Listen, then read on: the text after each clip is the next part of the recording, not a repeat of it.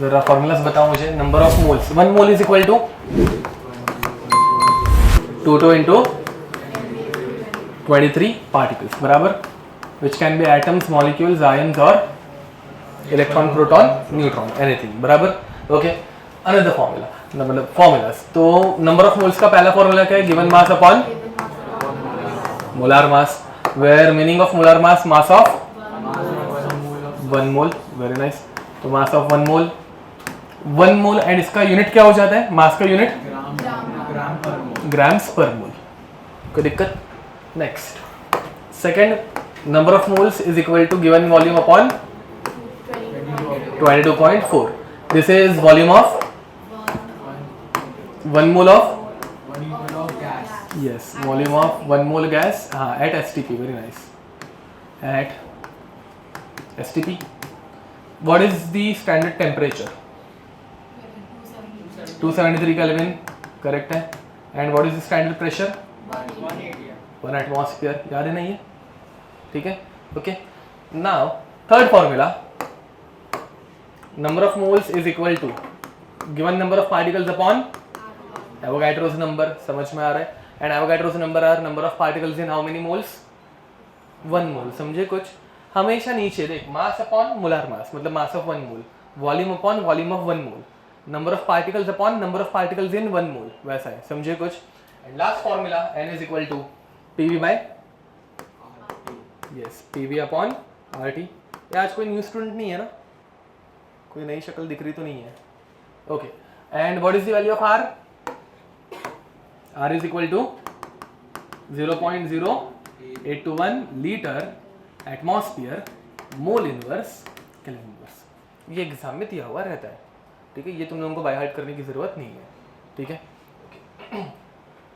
और क्या क्या पढ़ा था हम लोगों ने? बाकी एवरेज पढ़ा था, बराबर. अब एवरेज के केस में देखो भाई, एवरेज में तुम लोगों को हमेशा ऐसे कुछ सेट दिया रहता है. ठीक है, मतलब अगर तुम लोगों को A और B इसमें कुछ वैल्यूज दी होगी, let's say A1, A2, A3 ऐसा कुछ, एंड नीचे दिया होगा B1, B2, B3, and if they are asking us to find average of A average, कैसे निकालने का? A average A1 B1 plus upon B1 plus B2 plus B3. अगर A का एवरेज पूछा है तो B1 plus B2 plus B3. समझे कुछ? तो A1 B1 plus A2 B2 plus A3 B3 upon B1 plus B2 plus B3. याद आ रहा है कुछ? एंड अगर तुम लोगों को उन्होंने पहले से एवरेज दिया हो, ठीक है, तो उस टाइम पे अपनी ट्रिक क्या थी? तो एवरेज हमेशा दो नंबर्स के बीच में रहेगा. एक नंबर A बोलेंगे, दूसरा नंबर, एंड एवरेज कहीं पे बीच में किधर तो रह सकता है. अब अगर तुम लोगों को परसेंटेज ऑफ B निकालना है तो क्या करने का? Average minus A upon A minus into, याद ही है.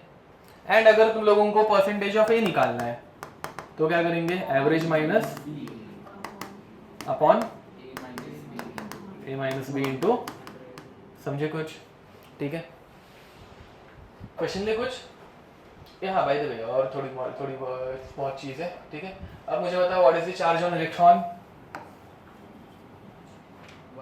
1.67 into 10 raised to minus 20. तो charge on electron is 1.6 into 10 raised to minus 19 Coulomb's. समझे कुछ? मास ऑफ इलेक्ट्रॉन, चार्ज को क्यू से दिखाते, पता होगा ना भाई, फिजिक्स में पढ़ा होगा. And mass of electron 9.1 into 10 raised to minus 31 kg. ये हम लोगों ने पढ़ा है. ठीक है. Likewise charge on proton same to same electron जितना, 1.6 into 10 raised to minus 19 coulomb. Mass of proton is 1.67 into 10 raised to minus 27 kg. समझे कुछ? Now charge on electron is also called as, इसको क्या लिखते हैं? 1e. And mass of proton is also called as 1 AMU. Very nice. And AMU is nowadays called as U, unified mass. याद है ये? Okay. Charge on 1 mole of proton is equal to, sorry, charge on 1 mole of electron is equal to, charge on 1 mole electron is equal to 1 Faraday. इसकी value क्या रहती है? 96500 coulombs which is equal to 1 faraday. इतना ही पढ़ा है ना अभी तक, और कुछ अलग से पढ़ा है क्या? नहीं. ओके, थोड़े बहुत क्वेश्चन करें? नहीं, इनकी थोड़ी सी रिवीजन हो जाएगी. चलो देखते हैं. Question is find number of atoms present in 90 grams of glucose. ठीक है, ग्लूकोज का मॉलिक्यूलर फॉर्मूला रहता है C6H12O6. समझे कुछ? Given that carbon is equal to 12, hydrogen is equal to 1, oxygen is equal to 16. ठीक है, चेक. जो लोग मतलब पहले से बैठे नहीं थे, पहले तो क्या दिया वो देखा करो. मास दिया है, मास दिया है तो नंबर ऑफ मोल्स का पहला फॉर्मूला यूज होगा, गिवन मास अपॉन मोलार मास. ठीक है, अब मोलार मास निकालना सबको आता होगा, तो C6H12O6. ठीक है, एक कार्बन 12, तो 6 कार्बन 72 प्लस एक हाइड्रोजन 1, तो 12 हाइड्रोजन 12 प्लस एक ऑक्सीजन 16, तो 6 ऑक्सीजन. इन सब के एडिशन करके देखना, आंसर आएगा 180. यूनिट रहेगा ग्राम पर. समझे? फिर बाद में हम लोग हमारा ओरिजिनल फॉर्मूला यूज करेंगे, given mass upon molar mass. तो number of moles is equal to given mass upon molar mass. Given mass 180, molar mass 90. ये कट, सॉरी क्या कर रहा हूँ मैं. Given mass 90, molar mass 180. ये कट 9 1 जा 9 2 जा. आंसर कितना आया? Half mole. अब थर्ड फॉर्मूला, तो number of moles is equal to n upon Na. तो n is equal to number of moles into Na. Number of moles कितना आया? हाफ. Na कितना आया? 6 इंटू 10⁻². ये फॉलो कर रहे हो?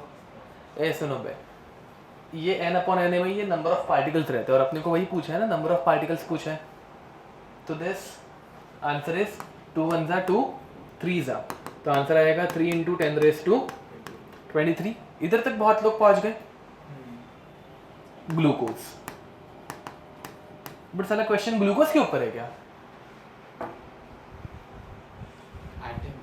क्वेश्चन किसके ऊपर है? नहीं, वो इधर तक आंसर आ गया. रुको, इधर तक आंसर आ गया सबका. बट ये किसके ऊपर क्वेश्चन था? ये ग्लूकोज के ऊपर, मतलब सॉरी, ये तुम लोगों ने जो निकाला वो ग्लूकोज के मॉलिक्यूल्स निकाले ना बे. नहीं समझा? नहीं, ये ग्लूकोज के मॉलिक्यूल्स है. बट अपने को क्या चाहिए? एटम्स. तो पहले एटॉमिसिटी निकालनी पड़ेगी. लास्ट लेक्चर में एटॉमिसिटी पढ़ाई थी ना. एटॉमिसिटी निकालने मतलब एक मॉलिक्यूल के अंदर कितने एटम्स है, समझे कुछ? अब मेरे को बताओ ग्लूकोज में कितने एटम्स है? कार्बन कितने हैं? हाइड्रोजन कितने हैं? एंड ऑक्सीजन कितने हैं? तो ग्लूकोज में टोटल 24 एटम्स है. समझा क्या? तो ये आया तुम्हारे ग्लूकोज का नंबर. देखो भाई सुनो, एक ग्लूकोज में कितने एटम्स? 2 में, 3 में. अरे टेबल 30 तक टेबल बाय हार्ट करके आना बे. ठीक है, ओके. वापस एक बार, एक ग्लूकोज में कितने एटम्स? तो 2 में, गलत है बे. और 3 में 72, बराबर के नहीं? तो 3 में कितने हो जाएंगे? 72. नहीं समझा? ये इंटू तो 10⁻23 वो ऐसे ही रहेगा. बोलो 72 into 10⁻². हाँ, ये समझे क्या? पक्का?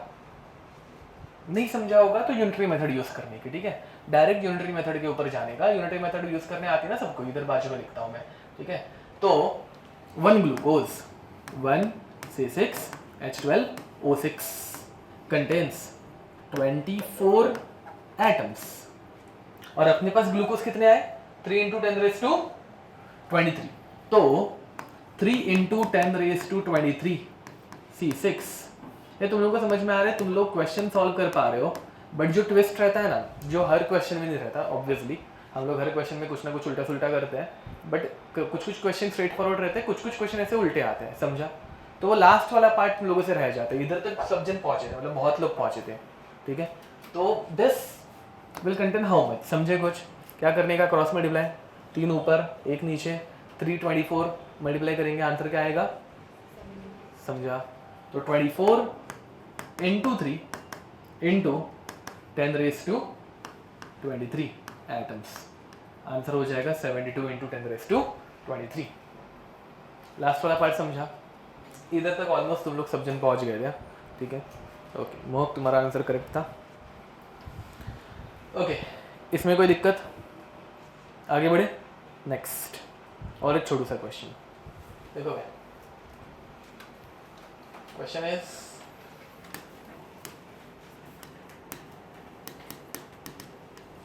Find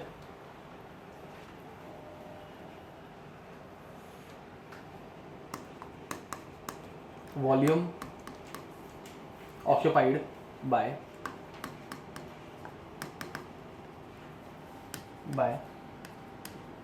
66 grams of carbon dioxide. Simple question, फिर बाद में इसको हम लोग थोड़ा सा अगले लेवल पे लेके जाएंगे, अभी करेंगे वो भी डिफिकल्ट क्वेश्चन, बट पहले ये करो। अब ये आ गया पक्का? ये सॉल्व करके दिखाओ कि नहीं दिखाओ? फिर भी देख लो भाई। तो पहले तो नंबर ऑफ मोल्स निकालेंगे, तो number of moles is equal to given mass upon molar mass. अभी मैं थोड़ा फास्ट जा रहा हूँ। Given mass is 66, molar mass is 44, 22 2 जा 22 3 जा, तो आंसर आएगा 3/2 मोल्स, ठीक है? एंड अपने को वॉल्यूम निकालना है, तो number of moles is equal to volume by 22.4, तो volume is equal to number of moles into 22.4, number of moles है 3/2 इनटू 22.4, 1 जा 11.2 जा, मल्टीप्लाई करोगे आंसर आएगा 33. समझा कुछ? ठीक है? चलो एक और एक क्वेश्चन करेंगे, सिंपल ही करेंगे।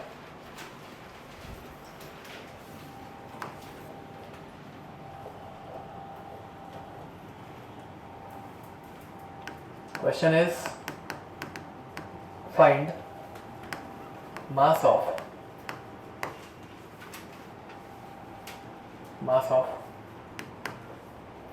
15 into 10⁻22 molecules, क्यों नहीं लिख पा रहा हूँ यहाँ पे?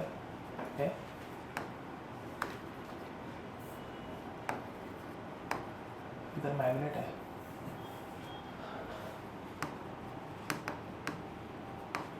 molecules of SO3 क्या? हाँ, given that sulfur is equal to 32 and oxygen is equal to 16, ठीक है? देखो, number of moles is equal to given mass upon molar mass. Sorry, क्या कर रहा हूँ मैं अभी? अब गिवन मास अपॉन मोलार मास यहाँ पे यूज कर सकते हैं क्या? नहीं कर सकते। क्यों नहीं कर सकते? मास दिया ही नहीं है ना भाई, गिवन में कुछ मास रहना चाहिए तो यूज कर पाएंगे, बाद में ना वो तो अब नंबर ऑफ मोल्स निकालने के लिए यहाँ पे डेटा क्या दिया है? Number of particles. अब नंबर ऑफ पार्टिकल्स अगर दिया हो तो तुम लोग कौन सा फॉर्मूला यूज करोगे? n अपॉन, समझे कुछ? n कितना हो गया? 15 इंटू 10⁻22 अपॉन 6 इंटू 10⁻, समझा क्या? अब देखो भाई, तुम्हारे ऊपर रहता है तुम लोगों को कैसे सॉल्व करना है।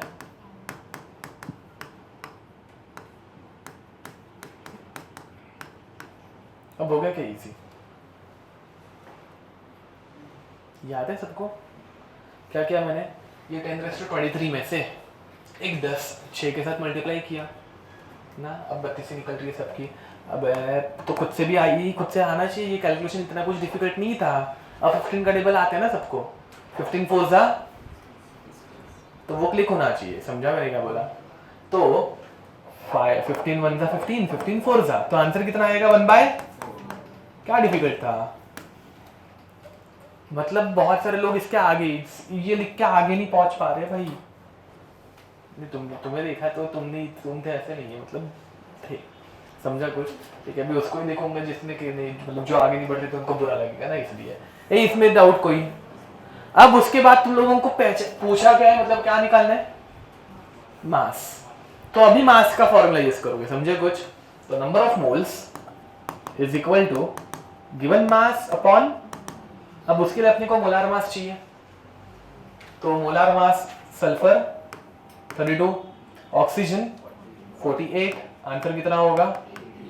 80 ग्राम्स पर मोल, समझा कुछ? तो 1/4 is equal to given mass upon molar mass which is 80। ये 80 को इधर लेके जाओ, तो given mass is equal to 80/4, answer is 20, समझा? ठीक है, कैलकुलेशन में मिस्टेक मत करो, कुछ लोग तो सारी वैल्यूज करेक्ट पुट करके फिर बाद में कैलकुलेशन में मिस्टेक कर रहे हैं, ठीक है? सिली मिस्टेक्स अवॉइड करो, समझाइए, हो जाएगा ये। ओके, अब आगे बढ़े। देखो भाई, लास्ट टाइम एवरेज की क्वेश्चंस कर लिए थे हम लोगों ने, एवरेज में कुछ बाकी था क्या? नहीं ना, वो परसेंटेज निकाल लिया था। ओके, तो आज हम लोग स्टार्ट करेंगे,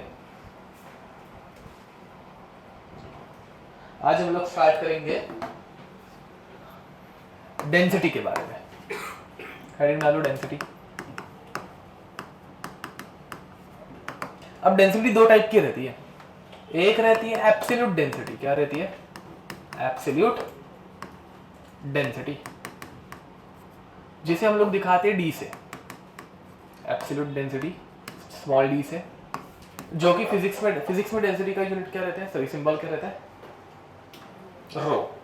रो सुना होगा ना, ये रो, ये फिजिक्स में यूज होता है, केमिस्ट्री में हम लोग डी यूज करते हैं, ठीक है?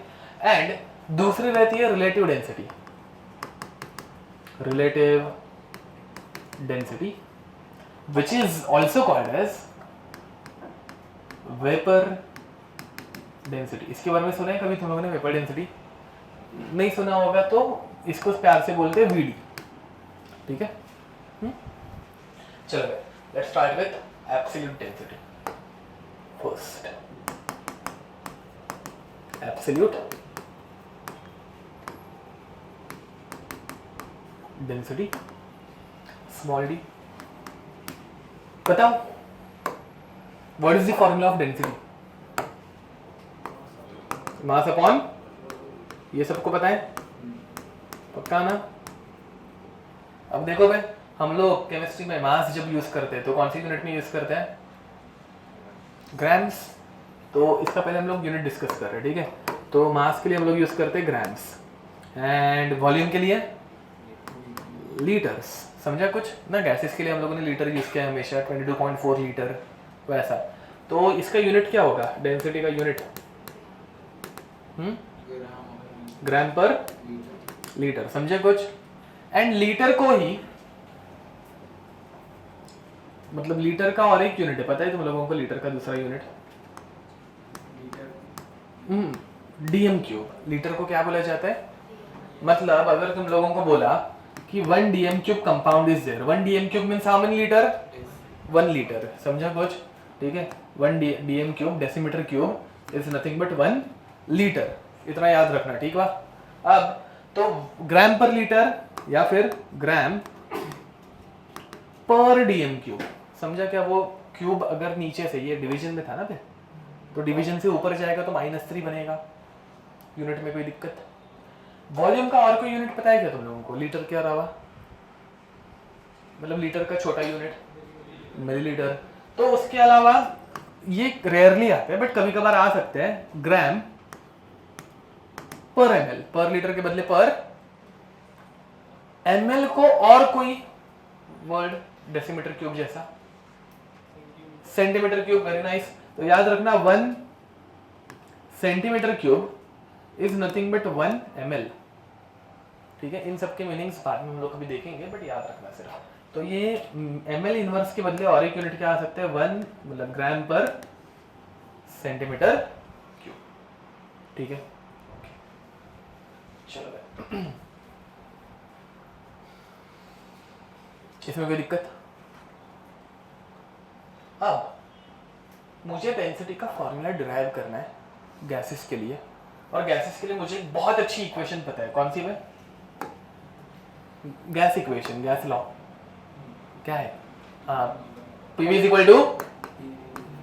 इक्वल टू nRT, बराबर है कि नहीं? ओके, अब मेरे को बताओ, मुझे डेंसिटी का फॉर्मूला चाहिए। डेंसिटी के फॉर्मूले में एक चाहिए मुझे मास, दूसरा चाहिए मेरे को, इस फॉर्मूला में वॉल्यूम दिख रहा है क्या? दिख रहा है ना? इस फॉर्मूला में तुम लोगों को मास दिख रहा है क्या? मास अच्छे से देखो, दिख रहा है क्या? ऐसे एकदम स्कैन करके। चलो एक बार रिवाइज करते हैं। P stands for pressure, V stands for, N stands for, हाँ दिखाना, हाँ correct, N stands for number of moles, R is a constant, and T stands for, इसमें मास कहाँ पे बताओ? N का फॉर्मूला क्या रहता है? नहीं, N given mass upon molar mass. तो गिवन मास में मास है ना बे? अरे समझे पक्का? तो we know that number of moles is given mass upon molar mass. चलेगा? मैंने वो गिवन मास को W लिखा, मोलार मास को M लिखा। ठीक है, अब ये अगर मैं ऊपर पुट कर दूं तो PV is equal to W by M। समझा? डेंसिटी का फॉर्मूला क्या रहता है? W by mass upon volume. तो चलो भाई वॉल्यूम को नीचे लाओ। ठीक है, तो mass W upon volume is equal to क्या होगा? रीअरेंज करो, बाकी फॉर्मूला बनाओ। आया क्या? अगर रीअरेंज कर पाते हो, देखो ये V को मैंने नीचे लेके आया, ये M को मैं यहाँ पे लेके आया, तो ये PM एंड ये P into M and RT नीचे आया। समझा? तो what is the formula of density? Density is equal to PM by, समझे? लिख दो। ये जो M है वो मोलार मास। यस, तो capital M is molar mass, याद रखना।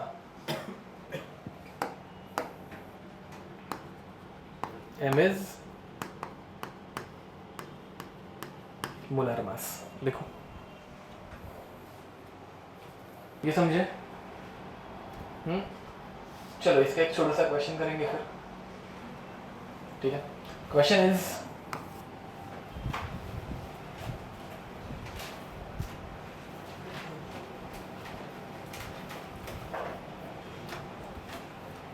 find density of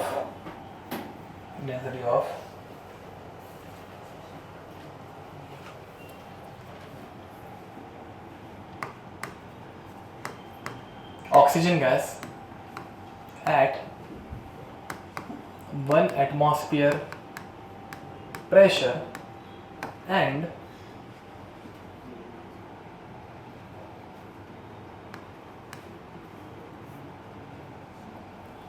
and 527 degree Celsius. ठीक है, given that R is equal to 0.08 litre atmosphere mole inverse kelvin inverse. अगर एग्जामिनर ने तुम लोगों को वो R की वैल्यू 0.08 दी है तो तुम्हें उसको 0.081 देने की जरूरत नहीं है। समझा कुछ? ठीक है, ये एग्जाम में दी रहती है और बहुत सी बार 0.08 ही रहती है। ठीक है, करोगे ये क्वेश्चन खुद से?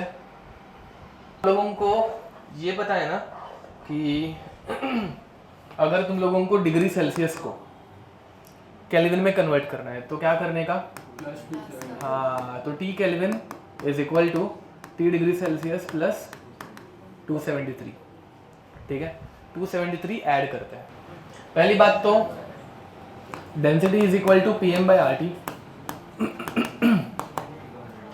Pressure is 1 atmosphere, molar mass of oxygen is 32, oxygen gas है ना O2, एक ऑक्सीजन 16, दो ऑक्सीजन 32, समझे, अपॉन R क्या है 0.0, टेम्परेचर हाँ ये 800 है, समझे कुछ, ठीक है, ओके।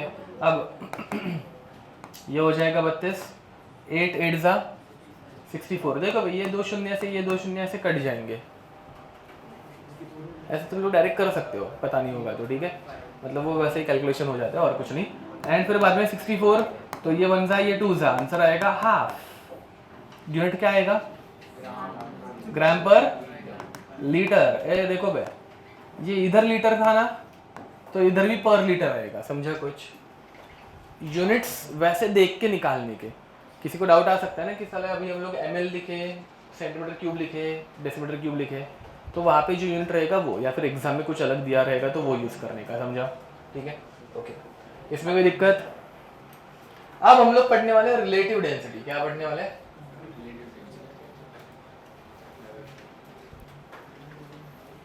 तुम लोगों को रिलेटिव का मीनिंग समझ में आ गया है ना बे? हाँ, in comparison to something else. तो relative density also called as vapour density. देखो बे, देखो तो फॉर्मूला कैसा आएगा इसका? वेपर डेंसिटी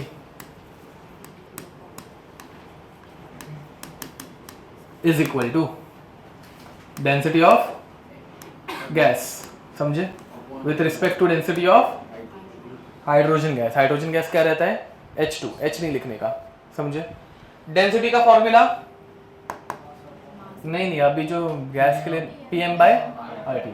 तो देखो बे, प्रेशर ऑफ गैस, प्रेशर तो हम लोग अप्लाई करते हैं और ये दोनों का सेम रहने वाला है, हम लोग खुद से कर रहे हैं ना, क्योंकि upon molar mass of gas upon R जो कि कांस्टेंट है, टेम्परेचर भी दोनों गैस का कांस्टेंट है, अपॉन ये समझे क्या, डेंसिटी ऑफ गैस के लिए PM by RT of gas. Next, hydrogen की डेंसिटी कैसे निकालेंगे? PM ऑफ हाइड्रोजन अपॉन, ये समझे, प्रेशर हाइड्रोजन और दोनों, मतलब दोनों गैसेस का प्रेशर सेम है, दोनों गैसेस का टेम्परेचर सेम है, R तो कांस्टेंट ही है। हाँ, तो क्या क्या कैंसिल आउट होगा? ऑलमोस्ट सब कुछ हो रहा है। क्या बच गया? हाँ, मोलर मास बच गया ना। तो वेपर डेंसिटी का फॉर्मूला क्या बना? Vapour density is equal to molar mass of gas upon molar mass of hydrogen का मोलर मास, एक हाइड्रोजन का मोलर मास 1, 2 का, तो वेपर डेंसिटी का फॉर्मूला हाँ मोलर मास अपॉन, नहीं समझा? पक्का ना? इसके ऊपर बहुत फालतू एकदम सिंपल क्वेश्चन आता है और इसका यूज हम लोग एम्पिरिकल फॉर्मूला ढूंढने में करते हैं। एम्पिरिकल फॉर्मूला पता है? सिंपलेस्ट। हाँ, वो उसमें हम लोग ये यूज करेंगे, ठीक है, लिख दो ये। चलो आगे बढ़े। अब छोटे मोटे क्वेश्चंस करेंगे, ठीक है। Find vapour density of CO2, SO2, O3, NH3, बस हो गया, ठीक है। Given that carbon is 12, oxygen is 16, sulphur is 32 and nitrogen is 14, और मेरे ख्याल से हाइड्रोजन तो सबको पता ही है।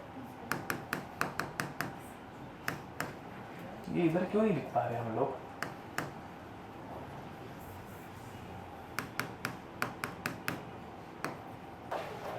ओके, हो गया। अगर किसी का बाकी होगा तो आप बाद में कर लोगे, सिर्फ डिवाइड बाई 2 करना है हर एक में, पक्का? ओके, एक अलग टाइप का क्वेश्चन ये देखते हैं, इसमें तुम लोगों का दिमाग चलना चाहिए थोड़ा सा, देखते हैं। Find find vapour density of oxygen gas with respect to helium gas. ठीक है,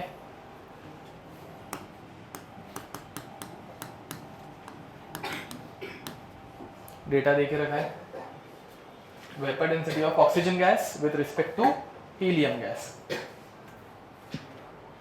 तुम लोगों को ये बिगिनिंग याद रहनी चाहिए. विथ रिस्पेक्ट टू हीलियम मतलब क्या? तो density of gas upon density of hydrogen के बदले हीलियम. वेपर डेंसिटी की डेफिनेशन ही चेंज कर दी उन लोगों ने. समझा कुछ? तो ये शुरुआत में ये था. फिर बाद में ये फॉर्मूला क्या बनता है? मास of gas upon mass of hydrogen. अब उसी बदले यहाँ पे क्या लिखेंगे? मास of gas upon mass of. बस डायरेक्ट चेंज करना है. तुम लोग कैसे कर रहे हो? Vapour density of oxygen, vapour density of helium बाद में डिवाइड कर रहे हो. वो ऐसे घुमा के खाना हो गया. डायरेक्ट करो. समझे?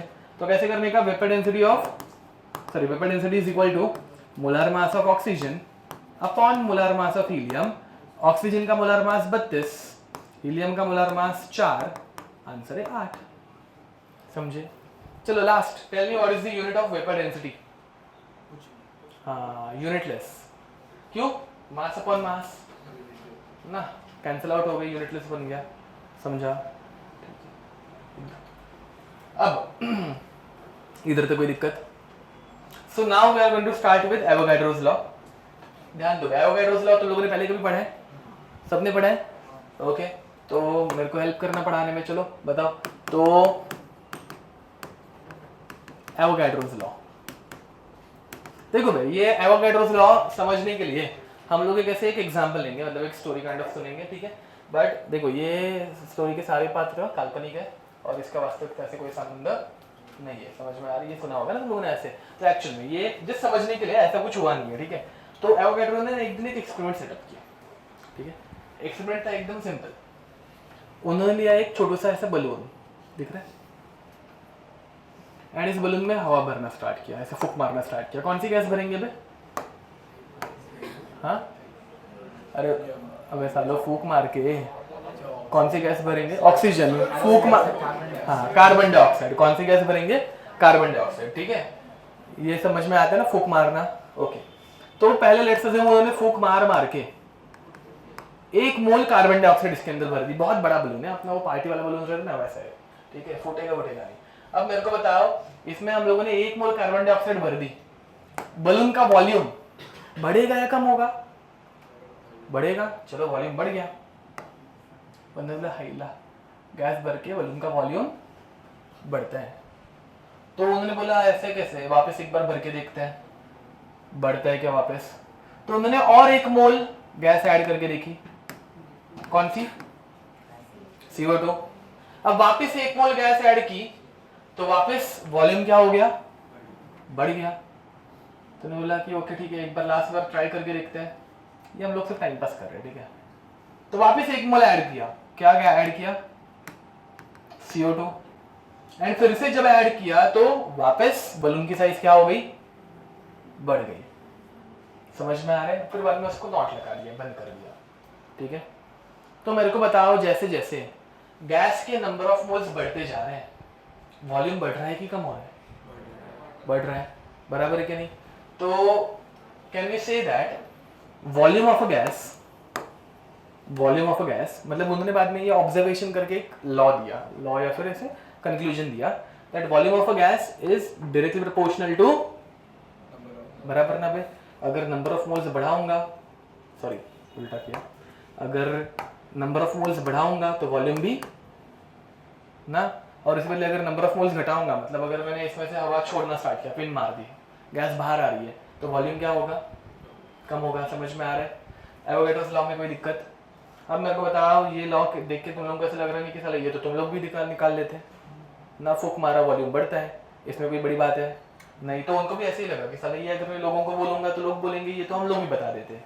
बराबर. तो उन्होंने फिर ऐसा टाइम पे बोला कि गैस चेंज करके देखते हैं. क्या करेंगे? Gas change. अब गैस अगर चेंज करेंगे, बहुत करेक्ट आंसर था तुम्हारा, मैंने देखा नहीं था. अब देखो भाई, उन्होंने सेम ऑब्वियसली ना, अभी अगर तुम लोग एक्सपेरिमेंट कैरी आउट कर रहे हो तो तुम लोगों को सेम बलून, सेम साइज का बलून, सेम साइज की सारी चीजें चाहिए, बराबर। इधर कॉपी किधर दिख रही है भाई, देखो ढूंढो जरा। कॉपी डायरेक्टली नहीं ना, कुछ तो अलग ही लग रहा है। अरे नीचे है ना, क्या बे, आता नहीं तुम लोगों को, मेरे को आता है। देखो पेस्ट, देखा आ गया, गलत जगह पे है साला।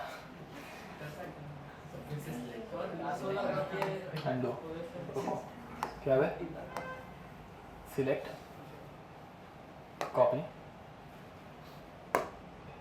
पेस्ट। किसको? नीचे वाले को।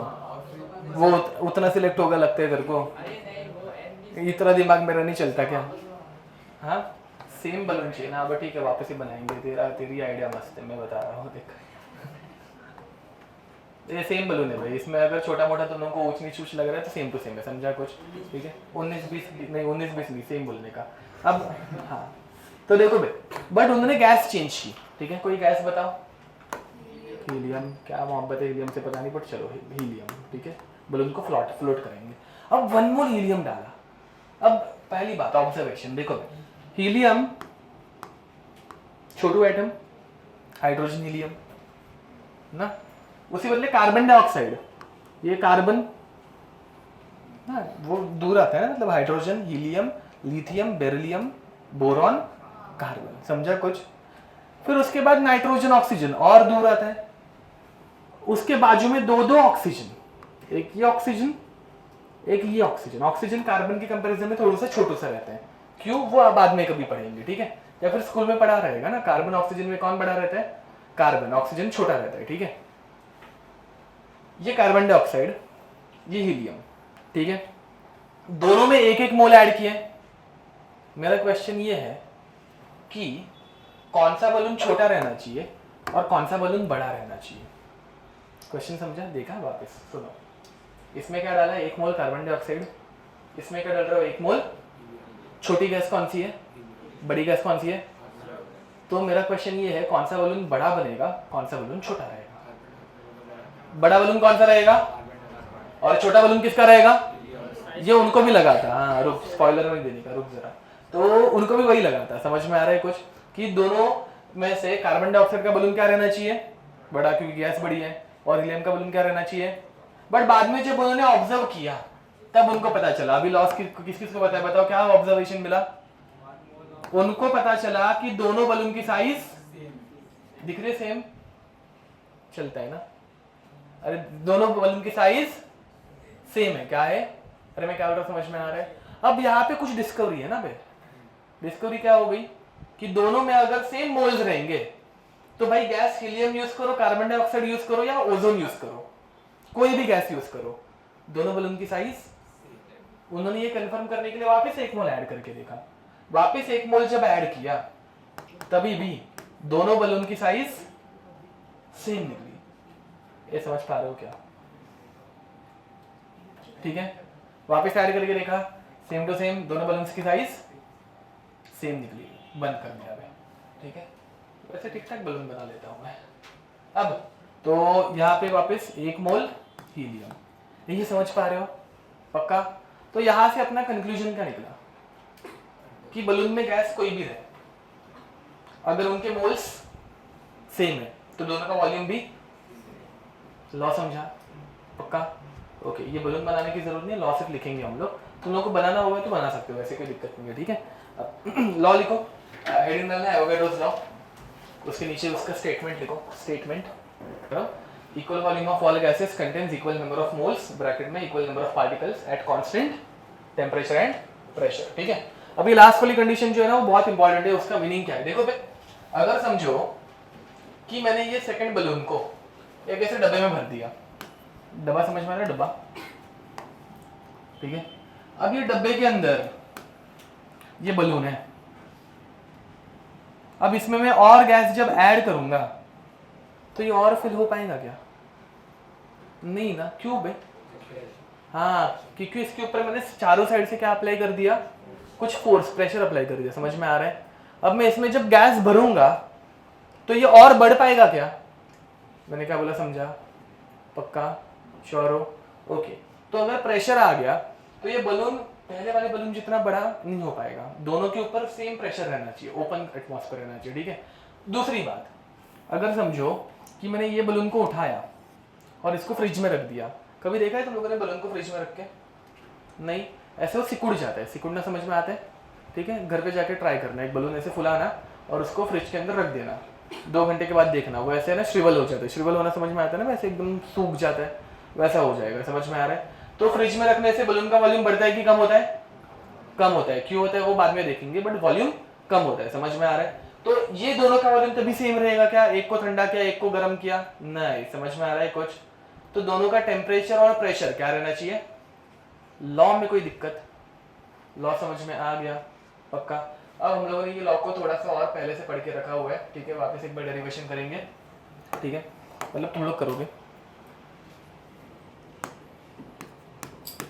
Volume of 1 mole gas at STP, ठीक है, करो। Given that R is equal to 0.0821 litre atmosphere mole inverse kelvin inverse.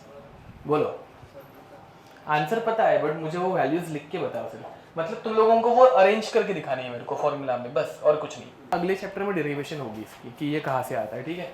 But ये डेरिवेशन होने से पहले तक, अभी तक तो तुम लोगों को रट जाएगा ना फॉर्मूला क्या अपना, PV is equal to NRT। नहीं याद होगा तो रट लो, PV is equal to NRT। And STP पे टेम्परेचर और प्रेशर क्या रहता है वो अब भी हम लोगों ने लिखा था, नहीं याद होगा तो लिख देता होगा, 273 केल्विन। प्रेशर कितना रहता है? 1 एटमॉस्फेयर, ठीक बा। करो, पहले क्वेश्चन में क्या पूछा है वो फिगर आउट करो। कुछ लोगों 22.4 लिख रहे हैं, तुम लोगों को आंसर पता है, बहुत अच्छी बात है, बट वही ढूंढना है अभी के लिए, समझे कुछ? तो volume is equal to NRT by P, volume ढूंढना है, वो पुट मत करो। Which is equal to N कितना है? बहुत लोग N पूछ रहे हैं, N मतलब नंबर ऑफ मोल्स, याद रखना, समझे कुछ? तो N कितना हो गया, R कितना है, T कितना है, अपॉन P कितना है, समझे कुछ? अब ये दो नंबर घर पे जाके मल्टीप्लाई करके देखना, आंसर आता है 22.4। राउंड ऑफ करने के बाद, राउंड ऑफ करने के बाद 22.4 आंसर आता है। ये हम लोगों ने वापस एक बार डिराइव कर लिया, समझा? ठीक है, ये आंसर तुम लोगों को पहले से पता था तो वैल्यू निकालने की कुछ ज़रूरत है नहीं, चाहिए तो घर पे जाके ट्राई करना। Any doubt? Dhruva correct answer था, ठीक है, ओके। अब हम लोग मेंस लेवल पे जो क्वेश्चन आते हैं वैसे कुछ क्वेश्चन करने वाले हैं, ठीक है। फिर भी मैं बहुत अच्छा हूँ, मैं तुम लोगों को एकदम सिंपल फॉर्मेट में देता हूँ, रुको देखो, मतलब सिंपल नहीं बट स्टिल थोड़ा सा, मतलब रिटन फॉर्मेट में नहीं, डायग्रामेटिक फॉर्म में देता हूँ, ठीक है। डायग्रामेटिक फॉर्म में ज़रा अच्छे से समझ में आता है ना, इसलिए, ठीक है। देखो भाई, container A, container B, container A में 22 ग्राम कार्बन डाइऑक्साइड है, कंटेनर B में 40 ग्राम SO3 है, समझा? Option A, volume of A is more than volume of B। Option B, volume of A is less than volume of B। Option C, volume of A is equal to volume of B। Option D, none of the above. वैसा भी एक option रह सकता है क्या, फिर can not be determined, ठीक है, वो ऑप्शन कभी रहता नहीं है, ठीक है। कैन नॉट बी डिटरमाइंड अगर रहता तो वो क्वेश्चन नहीं पूछते ना भाई, ठीक है। हैंड रेस करेंगे, सब जन आंसर निकाल लो। निकल गया? कौन सा? ऐसे नंबर से बता, इशारा कर, इशारे नंबर, हाँ सही है, सही है। देखते हैं कैसे क्यों। अच्छा तुम लोग मास से डायरेक्ट कंपेयर, भाई सुन, चैप्टर का नाम क्या है? हाँ, तो क्या निकालने का पहले? हाँ देखा, उसको चमका, ए समझा क्या? मास देख के मत बोलो कि ये 22 ग्राम में तो ये कम रहेगा, ना ना ना। नंबर ऑफ मोल्स अगर दोनों के निकालोगे तो दोनों के नंबर ऑफ मोल्स कितने आ रहे हैं? Half half. दोनों के मोल्स अगर सेम है तो दोनों का वॉल्यूम भी, तो आंसर इज एनी डाउट? अब थोड़ा सा डिफिकल्ट क्वेश्चन, ये इजी था, ये इजी था। अब सुनो, ये इसका आंसर तुम लोगों से आएगा तो मुझे बड़ी खुशी होगी, ठीक है। वैसे आएगा तो नहीं, वो मुझे पता है, बट स्टिल, ठीक है। O2 गैस containing X एटम्स, ठीक है, ये कंटेनर A है, दिख रहा है ना क्या लिखा है? O2 गैस containing X atoms and O3 gas containing X atoms, container B, ठीक है। सारे ऑप्शन सेम है, A B C. Volume of A is more than B, volume of A is less than B, volume of A is equal to B. और मुझे explanation भी चाहिए। चलो online students, तुम लोगों को सिर्फ ऑप्शन देना है क्योंकि तुम लोग एक्सप्लेन नहीं कर पाओगे। ऑफलाइन वालों को ऑप्शन भी देना है, सॉरी आंसर भी देना है। देखो भाई, हमेशा याद रखना एटम्स और मॉलिक्यूल्स बहुत डिफरेंट रहते हैं ना। और मैंने तो यहाँ पे एकदम क्लियर कट O2 ऐसे बोला है, बट नीचे एटम्स दिए हैं, समझा कुछ? तो एटम्स मॉलिक्यूल्स दोनों बहुत डिफरेंट रहते हैं, ठीक है। अब एक्सप्लेनेशन देने के लिए मैं ये x को एक रैंडम कोई नंबर ले रहा हूँ, ठीक है, इजी नंबर। फॉर एग्जाम्पल 30 लेंगे, 30, समझे? तो लेट्स अज्यूम, ये तुम लोगों को सिर्फ एक्सप्लेन करने के लिए है। x 30 रहेगा ऐसे कंपलसरी है क्या?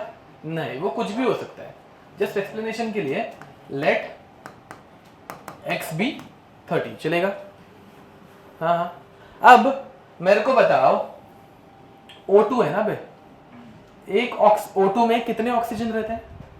2, एक में 2, तो 30 ऑक्सीजन एटम्स से कितने O2 बनेंगे? 15 बनेंगे। इतना समझ में आता है ना बे? एक में 2, 2 में 4, 3 में 6, 5 में 10, 15 में 30, समझे कुछ? तो इससे 15 O2 बनेंगे, कोई दिक्कत? अब मेरे को बताओ 30 ऑक्सीजन एटम से कितने O3 बनेंगे? 10 बनेंगे, हैं? कितने O3 बनेंगे? 10। मेरे को बताओ ज्यादा पार्टिकल्स कहाँ पे है? ए में है, तो वॉल्यूम भी किसका ज्यादा होना चाहिए? ए का ज्यादा होना चाहिए। नहीं समझा? पार्टिकल्स निकाले क्या? देख, क्वेश्चन किसके ऊपर था? O2 और O3 के ऊपर क्वेश्चन था, बट डेटा में क्या दिया था? एटम्स। कभी भी ये एटम्स आएगा नहीं, ये ऐसे ही कुछ तो तुम लोगों को सोचना पड़ेगा। आज का भी फर्स्ट लेक्चर एटम्स के ऊपर था, ग्लूकोज का, याद है? उसमें भी लास्ट में 24 से मल्टीप्लाई किया था। अब यहाँ पे भी एटम्स थे, तो तुम लोगों को वो 2 और 3 से डिवाइड करना पड़ेगा, तो मॉलिक्यूल्स मिलेंगे, समझा? तो 15 मॉलिक्यूल और 10 मॉलिक्यूल, किसका वॉल्यूम ज्यादा होगा? 15 का, समझे कुछ? ए का ज्यादा होगा। Option A is the correct answer. Any doubt? ये समझाइए। देख, एग्जाम में हमेशा नहीं बट बहुत सी बार ऐसे एटम्स के क्वेश्चन आते हैं। अभी तक हार्डली 2-3 लोगों के एटम्स के क्वेश्चन करेक्ट आए हैं, ठीक है। वो उसकी हैबिट डाल दो ये एटम्स के साथ मतलब कन्वर्जन करने की, ठीक है। बाकी तुम लोगों को ये ऐसे वाला जम रहा है, वो वैसे वाले क्वेश्चन में मतलब तुम लोग नहीं कर पा रहे हो, ठीक है। थोड़ा सा प्रैक्टिस करना। Okay, next. इधर तो कोई दिक्कत? अब हम लोग पढ़ने वाले गे-लुसैक्स लॉ। क्या पढ़ने वाले? गे-लुसैक्स लॉ, ठीक है। हाँ, ये दो अलग अलग लोग थे। देखो बे, H2, ये तुम लोगों को ये कलर दिख रहा है ना? अच्छे से दिख रहा है एकदम, पक्का ना? Okay, H2 plus Cl2 giving us 2HCl, समझे कुछ? ओके। पहले हम लोग पढ़ेंगे मोल रेशो। क्या पढ़ेंगे? Mole ratio. सुने कभी मोल रेशो?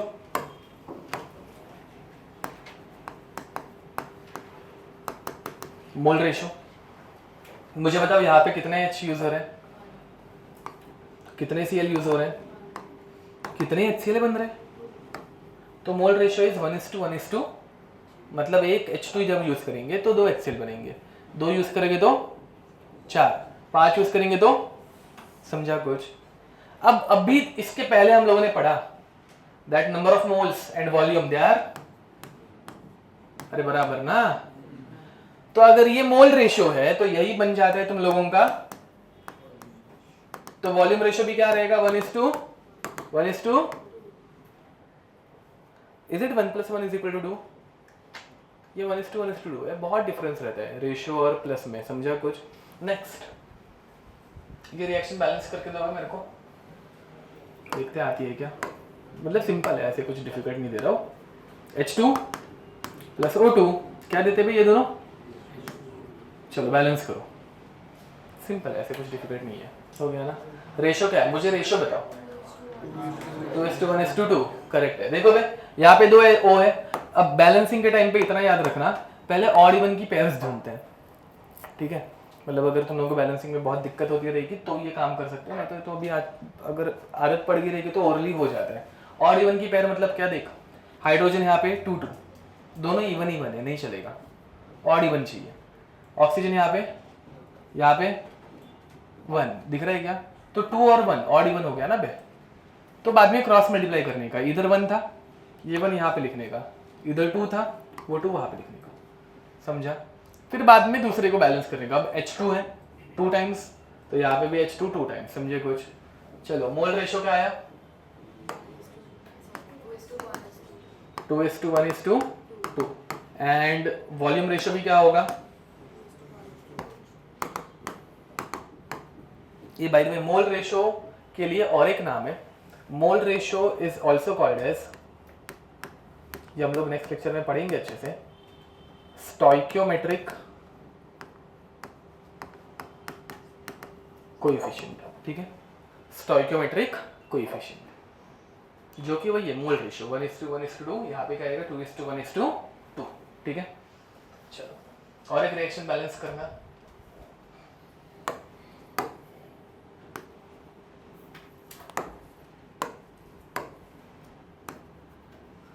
H2O2, ये कलर नहीं यूज करता है, मनोज कलर लग रहा है एकदम, है ना। H2O2 giving us H2O + O2। अब इसमें कुछ ट्रिक यूज नहीं कर सकते भाई, इसमें डायरेक्ट धड़ाधड़ बैलेंस करो चुपचाप, 2:2:1 हुआ ये, देखो भाई ये 2 करो, ये 2 करो, 1 रखो, बैलेंस हो गया, ठीक है। तो यहाँ पे मोल रेशियो आएगा 2:2:1, वॉल्यूम रेशियो भी आएगा 2:2:1, समझे। और एक रिएक्शन बैलेंस करो, N2 + H2, बताओ भाई ये दोनों क्या देते हैं, NH3, वेरी नाइस। इस रिएक्शन का नाम किसी को याद है क्या, हाँ नहीं एडिशन वैसे ऑस्वर्ड्स प्रोसेस नहीं है, ये हेबर्स प्रोसेस, इसका नाम क्या है, हेबर्स प्रोसेस, हेबर्स प्रोसेस, चलो लिखो। तो मोल रेशियो या फिर वॉल्यूम रेशियो इज 1:3:2, ये सब जन बैलेंस कर पाए। यहाँ पे ऑड इवन की कोई भी पेयर ले लो भाई, मतलब तुम लोग नाइट्रोजन को भी ले सकते हो, देखो भाई अगर मैं नाइट्रोजन को ही ले लूँ, यहाँ पे 2 है यहाँ पे 1 है, तो यहाँ पे 1 से मल्टीप्लाई होगा, यहाँ पे 2 से मल्टीप्लाई करने का, 2 3 6, तो यहाँ पे 3 × 2, समझा कुछ, 1:3:2, खत्म। अब क्वेश्चन ऐसे आता है दैट इफ आई हैव या फिर if I want to prepare let's say 11 liters of ammonia, how many liters of N2 and how many liters of H2 are required? थोड़ा सा डिफिकल्ट क्वेश्चन है, रुको एक काम करो, 6 liters of ammonia, how many liters of N2 and H2 are required? Question समझा, क्या करने का, क्रॉस मल्टीप्लाई, नहीं समझा ना, क्रॉस मल्टीप्लिकेशन आता है ना सबको, करो। और ये ऐसे दिमाग में करो, एरोस बना के नहीं करोगे तो अच्छा होगा, हो गया ना, नाइस बस। अब एक क्रॉस मल्टीप्लिकेशन आता है ना बे, पक्का। तो ये 6 ऊपर लेके जाओ तो 3 इंटू अपॉन, समझे, ये 3 का आंसर कितना आएगा 9 लीटर्स। 6 इधर N2 के लिए 1 के साथ मल्टीप्लाई करने का रे बाबा, ठीक है। तो 6 इंटू 1 अपॉन 2 1 जा 2 3 जा आंसर कितना आएगा, समझा, पक्का। ओके, अब एक मस्त क्वेश्चन, क्या कर सकते हैं, मेरी भी मजबूरी है, मैं ऐसे ही पढ़ा दूँ यार, बट बाद में तुम लोगों को क्वेश्चन नहीं आएंगे सालों, ऐसे ही होता है। इसलिए अब देखो, सिंपल क्वेश्चन, ठीक है। मैं तुम लोगों को पहले रिएक्शन देता हूँ। रिएक्शन इज, मतलब ये रिएक्शन एग्जाम में दी हुई नहीं रहती, ठीक है, बट मैं तुम लोगों को लिख के दे रहा हूँ। CH4 प्लस O2, चलो मैं बैलेंस करने में तुम लोग मेरे को हेल्प करो। C प्लस O2 CO2, इस रिएक्शन का नाम क्या रहता है भाई? दबे कंबशन, सही बोला तुमने, बोला ना, हाँ कंबशन। ऑक्सीजन के प्रेजेंस में सारी चीजें जलती हैं, तो ये जलने वाली रिएक्शन, जलने को इंग्लिश में क्या बोलते हैं? कंबशन। समझ में आ रहा है कुछ? So these reactions are called as combustion reaction. अब C plus O2 CO2, H plus O2 H2O, चलो बैलेंस करके मैं हेल्प करोगे?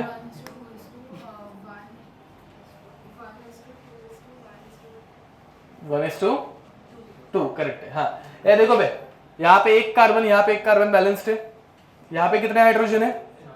4, यहाँ पे कितने हैं? तो क्या लिखूं? ऑक्सीजन बैलेंस्ड है क्या? नहीं। यहाँ पे कितने ऑक्सीजन है? और यहाँ पे 4, तो ये 4 करने के लिए यहाँ पे 2 लिखना पड़ेगा ना बे। तो मोलर रेशियो कितना आया? 1:2:1:2, समझा? सिंपल क्वेश्चन, ज्यादा कुछ टीडीएस नहीं करेंगे पहले, ठीक है। Question is 1 mole methane is combusted, find the volume of CO2 gas produced। Question समझा? करो। तो देखो भाई, रेशो क्या है, एक काम करते पहले थोड़ा सा इसको नीचे शिफ्ट करते हैं क्वेश्चन को।